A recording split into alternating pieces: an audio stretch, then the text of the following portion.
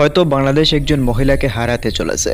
তিনি শুধুমাত্র একজন রাজনীতিবিদই নয়, বরং দেশের রাজনৈতিক ইতিহাসের এক অতি গুরুত্বপূর্ণ অধ্যায়। ঢাকার একটি হাসপাতালে নিস্তব্ধ কক্ষে, যেখানে আলো কম, শব্দ কম, শুধু শোনা যায় মেশিনের টুকটুক শব্দ। সেই শয্যায় শুয়ে আছেন বেগম খালেদা জিয়া। ৮০ বছরের ক্লান্ত শরীর, একদিকে বয়সের ভার, অন্যদিকে অসংখ্য জটিল রোগ, ফুসফুসে সংক্রমণ, শ্বাসকষ্ট, হৃদরোগ, কিডনি লিভারের ব্যর্থতা। সব মিলিয়ে তার জীবন যেন একটি অত্যন্ত হতাশাজনক সীমান্তে এসে দাঁড়িয়েছে। বাহিরে হাজারো মানুষের প্রার্থনা, চারিদিকে উদ্বেগ, চিন্তা, শঙ্কা। কিন্তু কিছু শঙ্কার মাঝেই এক প্রশ্ন বারবার উঠে আসছে, যা হয়তো পুরো জাতিকেই ব্যথিত করছে। মায়ের মৃত্যুশয্যায় কি তার ছেলে একবারও পাশে দাঁড়ালো না? হ্যাঁ, এই প্রশ্নই এখন সর্বত্র ঘুরে বেড়াচ্ছে।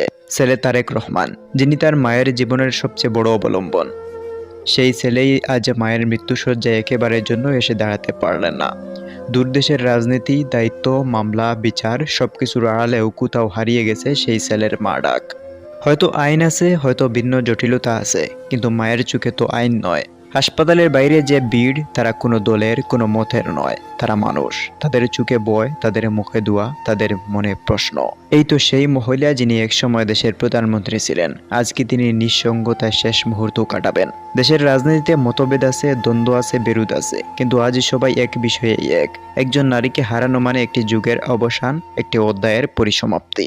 যদি সত্যিই সময় এসে থাকে, যদি সত্যিই জীবন শেষের অধ্যায়ে পৌঁছে যায়, তাহলে ইতিহাস শুধু এক কথাই মনে রাখবে: বাংলাদেশ এমন একজন নারীকে হারিয়েছে, যার সন্তান তার মাকেই দেখতে আসেনি।